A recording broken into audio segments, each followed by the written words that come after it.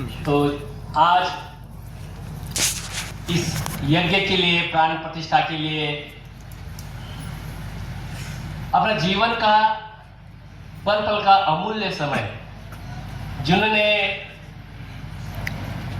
विश्व के पितामह हमारे भोले बाबा के वो पुत्र समान है, वो हर बार अपना समय पिता के साथ बिताते हैं और उन्होंने 1 महीने का लक्ष्य निर्धारित करके काशी विश्वनाथ बाबा के चरणों में 1 महीने का अनुष्ठान करके सीधा वहां से वेंकटेश्वरा के परिवार के लिए आशीर्वाद देने के लिए वो पुणे से आज यहाँ पे आए। मेरे गुरु स्वामी सविदानंद सरस्वती जी प्रभु, मैं उनके सभी के जोरदार तालियों के साथ में एक बार सच्चा नमन करना चाहता हूँ प्रभु।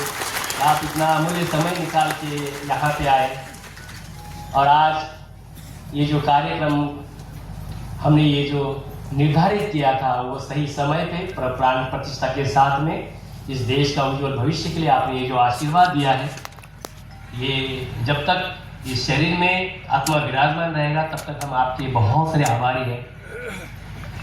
इस कार्यक्रम के लिए दिल्ली से मेरे गुरु मिस्टर दीपक बजाज जी अपने समय निकाल के यहाँ पे गए। दीपक सर, एक बार दीपक सर की जोरदार तालियां बजाना चाहेंगे। तो गुरु हो तो ऐसा हो कि जिससे प्रेरणा मिले। और एक मैं डिफेंस में नौकरी करते होते समय दिल्ली में दीपक बजाज सर के साथ में मेरी मुलाकात हुई और तब से मैंने उनको एक गुरु का दर्जा दिया, क्योंकि उनके अंदर वो हुनर था, वो गुण थे, वो स्वाभिमान था और सच में उनके पैर पे कदम रख के मैं आज यहाँ तक आया हूँ। इसका पूरा श्रेय उन्हीं को जाता है, क्योंकि उन्होंने मेरे को दिल्ली में खड़ा किया, दिल्ली में प्रेरणा दी, क्योंकि प्रेरणा स्रोत ही जीवन का सबसे बड़ा स्रोत होता है। और इस संस्था के लिए जब से मैंने संघर्ष चालू किया तब से हमारे पिता समान डॉक्टर विकास महात्मे जी आए हैं, दिल्ली नागपुर से आए, उन्होंने बहुत सपोर्ट किया है तहे दिल से। कार्यक्रम चलता रहेगा, प्रोग्राम होते रहेंगे, मगर बड़ों का आशीर्वाद मिलते रहेगा तो आप समझिए कि जीवन में आपका हाथ में निराशा कभी नहीं आएगी। और एक कॉल किया खाली महात्मे साहब को और सच में महात्मे साहब ने बोला शिवाजी हम आ रहे, बस आप समझिए। और महात्मे साहब तहे दिल से धन्यवाद है कि आप इतना समय निकाल के यहाँ पे आए। महाराष्ट्र के डायरेक्टर रह चुके हैं देवदास गोरे साहब, पद पे रहते होते हुए भी उन्होंने एक संस्था का सेवक बन के संस्था के साथ में कार्य चालू किया। और सच में आज भी कभी वो ये नहीं बोलते कि मैं महाराष्ट्र का कभी डायरेक्टर रह चुका हूँ इंडस्ट्रियल जोन के अंदर के, मगर वो बड़े भाई जैसे हैं। और जब जब वो यहाँ पे मैं बुलाता हूँ तब वो आते हैं और संस्था को हमेशा बड़े भाई के मापे मार्गदर्शन करते। तो साहब मैं आपको भी तहे दिल से धन्यवाद देता हूँ। हमारे महबूबा कासर साहब हैं, जीएसटी कमिश्नर साहब हैं मुंबई से। उनके बारे में बोलना नहीं चाहिए कि जीएसटी जो नहीं बढ़ता है उनको वो देते, मगर संस्था को हमेशा मार्गदर्शन करते कि आप जीवन में आगे बढ़ना है तो आपको डॉक्यूमेंट अच्छे रखना पड़ेंगे, साफ सुथरा काम करना पड़ेगा, हर बार एक जो कार्य कर रहा है उसका आदर्श रख के आगे बढ़ना चाहिए। और सच में उनको हमने कल ही मैसेज भेजा था और वो अपना समय निकाल के आया, तो मैं तहे दिल से धन्यवाद देना चाहूँगा। बाकी यहाँ के इंदापुर पंचक्रोशीतील सभी जितने भी मेरे माता बहने हैं, उनके गुरु है, पिता समान है, भाई है हमारे भरने मामा, सभी लोग मामा बोलते हैं। मैं भी कल से मामा ही बोलने लगा क्योंकि उनका मैं दर्शन करके आया। इतना मेरे मतलब पानी जैसा शुद्ध, एक कांच जैसे साफ उनका दिल है। सुना तो बहुत था मगर मैं एक्चुअल में गया तो उन्होंने, उनका बेडरूम है वहां पे बुला के जैसे बैठते हैं ना, एक भाई जैसे बात करते हैं, उनके साथ उन्होंने 15 मिनट बिताया, संस्था के बारे में जाना, समझा और लास्ट में सॉरी बोला उन्होंने। मैं एक मेरा निर्धारित समय है दे दिया है मैंने, मैं कल वहां पे जा रहा हूँ, मगर मेरे पुत्र है मैं उनको जरूर भेजूंगा। उन्होंने शुभेच्छा दी कि आप जो कार्य कर रहे हैं, कुछ महात्मा साहब ने उनको बोला था और सच में उन्होंने अपने को आशीर्वाद दिया है। इस इंदापुर पंचक्रोशीतील फार्मर्स किसान माता बहने बहुत प्यारे हैं। यहाँ पे हमें 1 महीने से भोजन खिला रहे, कोई गाड़ी चला रहे, कोई ट्रैक्टर चला रहे, कोई जेसीबी चला रहे, कोई पानी बांट रहा है, कोई लाइट का बंदोबस्त कर रहा है। मतलब कोई रिलेशन नहीं होते हुए भी भाई से बढ़कर, बहन से बढ़कर आज यहाँ के लोग जो रिश्ता निभा रहे हैं, मैं तहे दिल से आपको नमन कर रहा हूं। जय जवान, जय किसान, जय किसान, जय जवान, जय जवान, जय किसान, जय किसान, जय जवान। धन्यवाद। इस महाराष्ट्र के आराध्य दैवत छत्रपति शिवाजी महाराज को मैं नमन करता हूं। ऐसे महान माता ने ऐसे महान पुत्र को जन्म दिया, पल पल सिखाया, अच्छे गुण आस्था रास्ता, लोगों के प्रति प्यार और मोहब्बत सिखाया।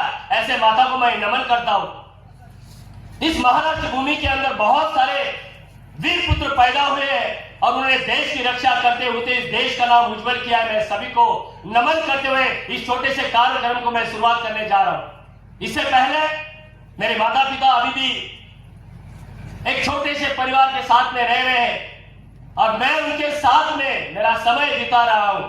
मैं मेरे माता पिता को धन्यवाद देना चाहता हूं कि उन्होंने मेरे को सच में देश सेवा करने का मौका दिया। गरीब जनता के लिए कैसे प्यार मोहब्बत होना चाहिए उसका बीज मेरे दिल में रोया। और लास्ट देश सेवा करने के लिए रोते रोते उन्होंने छोड़ दिया। जाओ बेटा देश की सेवा करके आ जाओ। तहे दिल से मन तन के साथ में गीता के ऊपर कसम खाके हमने देश की सेवा बहुत अच्छी तरह से करके एक लास्ट में ब्लैक कैट कमांडो हाईएस्ट होता है वो नौकरी करके हमने दोबारा सेवा करने का प्रण लेके हम आज इस भारत माता भूमि माता की सेवा करने में लगे। दिल्ली में रहते होते हुए किसान भाई के बारे में, जवान भाई के बारे में बहुत सारी मैंने पढ़ाई कर ली। मेरा जवान भाई निवृत्त होने के बाद घर जाने के बाद क्या करता है? अरे भाई जिसके पास 30 साल 32 साल का तजुर्बा होते हुए भी वो एक सिक्योरिटी गार्ड की नौकरी कर रहा है, चपरासी बन के नौकरी कर रहा है, पेट्रोल पंप पे खड़ा है। अरे भाई जिसको देश चलाने का मादा है, जिसे देश चलाया हुआ है, उसकी क्या औकात उतनी है एक सिक्योरिटी गार्ड की नौकरी करनी? मुझे अभी भी समझ में आता नहीं। इस देश में इतने धुरंधर शूरवीर पैदा होते हुए इस देश को चला रहे, फिर भी क्या उनको अभी तक समझ में नहीं आया है कि जिन्होंने देश चलाया है उनको निवृत्त होने के बाद जब तजुर्बा है तो उनका इस्तेमाल करना चाहिए, उनको अच्छे जगह पे नियुक्त करना चाहिए। जहां पे करप्शन हो रहा है वहां पे उनको नियुक्त होना चाहिए, क्योंकि इनके ब्लड में करप्शन नाम की चीज नहीं। पता नहीं भगवान मालिक है कब इन सब उच्च दर्जे में जो इस देश को चला रहे इनके बातों में कब उनको समझ में आएगा कि जितने एक सिपाही से लेकर जनरल तक निवृत्त होकर आ रहे हैं, जिस दिन ये देश उनके हाथ में चला जाएगा, आप यकीन मानिए देश एक सोने की चिड़िया था, चिड़िया है और चिड़िया ही रहेगी। वो दिन जल्द आएगा। मैं मेरे भोले बाबा को प्रण लेके बात कर रहा हूं, वो दिन आएगा। और रहा मेरा दूसरा भाई, इस देश को कभी आज उसे भूखा नहीं सोने दिया है, फटे कपड़े पहने हैं, जूता चप्पल कभी नहीं पहने हैं, रात को 12 बजे उठ के मोटर का बटन दबाने के जा रहे हैं, उसको ये नहीं पता कब करंट लग के मैं मर जाऊंगा, घास में चटे सांप कब काटेगा मैं मर जाऊंगा। कभी खुद की परवाह नहीं की, मगर उन्होंने आज तक देश को कभी भूखा नहीं सोने दिया है। क्यों? इस देश के एक जितने भी औहदेदार हैं उनको कब समझ में आएगा कि मेरे किसान भाइयों को मान सम्मान के साथ में उसने जो मेहनत की है, जो अनाज उगाया है, उसको कम से कम जितना खर्चा होता है उससे 2 रुपए एक्स्ट्रा तो दीजिए। क्यों नहीं समझ में आता? नहीं समझेंगे, वो समझना चाहते ही नहीं। पर ध्यान में बात कर रखिए, जिस दिन सीमा के ऊपर का जवान पीठ घुमा के देगा, आपके घर में आके छाती में गोलियां ठोक के ये पाकिस्तान चला जाएगा, आपको पता नहीं चलेगा। और जिस दिन किसान भाइयों ने खेती करने की तरफ अपना पीठ घुमा दिया, बच्चा बीबी और खुद भूखे पेट रहते रहते तड़प तड़प कर मर जाएंगे। ये 2 भाइयों के वजह से ये पूरा देश चल रहा है। सरकार करे या न करे, ये मेरा वेंकटेश्वर का परिवार आने वाले कुछ समय में, कुछ साल में निवृत्त जवान और किसान भाई के लिए ये कार्य करेगा, मान सम्मान देगा, इज्जत देगी और माल को हमने भाव जरूर देने का प्रयास हम करेंगे।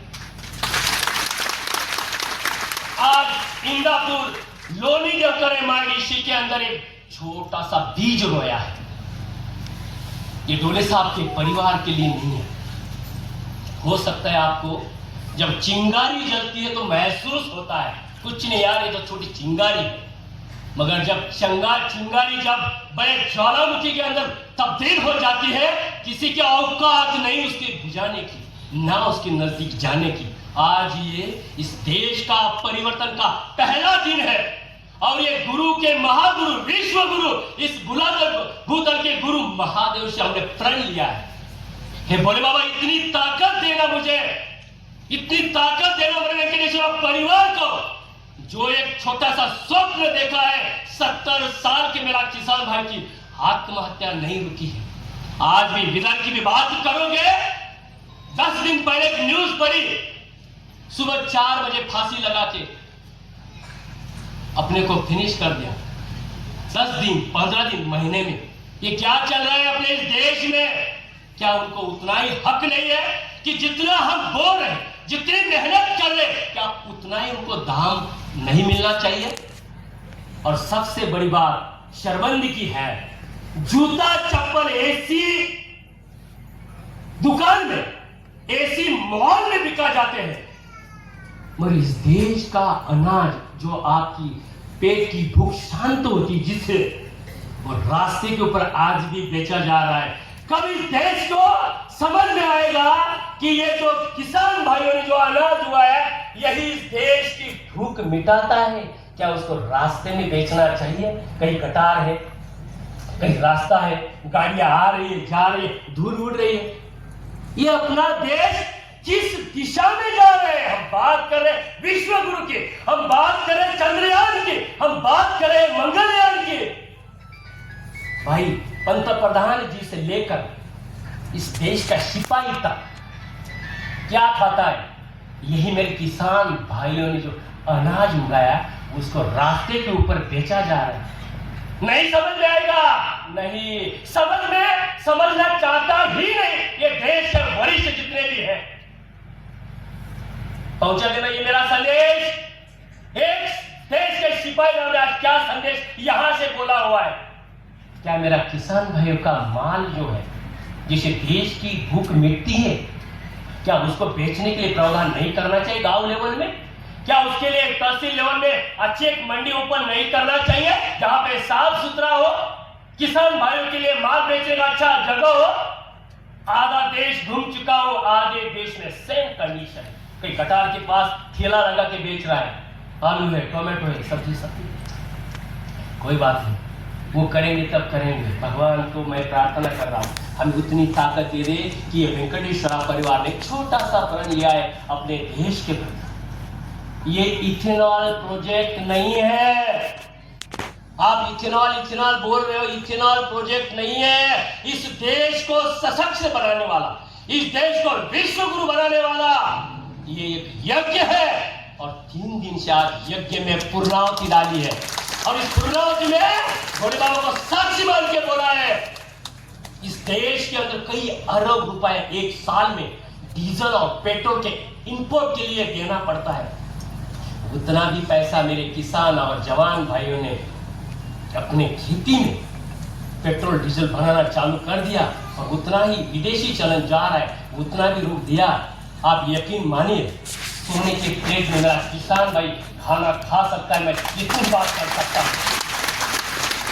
आज इस प्रोग्राम के लिए आंध्र, तमिलनाडु, तेलंगाना, केरला, गोवा, गुजरात, मध्य प्रदेश, उड़ीसा, छत्तीसगढ़, यूपी, महाराष्ट्र और कर्नाटक, पहले से 12 स्टेट से जितने भी मेरे माताएं, बहनें, भाई लोग आए हैं, मैं तहे दिल से आपको चरण स्पर्श करता हूँ, क्योंकि आप लोगों की वजह से ये पूरे विश्व में, पूरे देश में वेंकटेश्वर का कारवा जाने वाला है।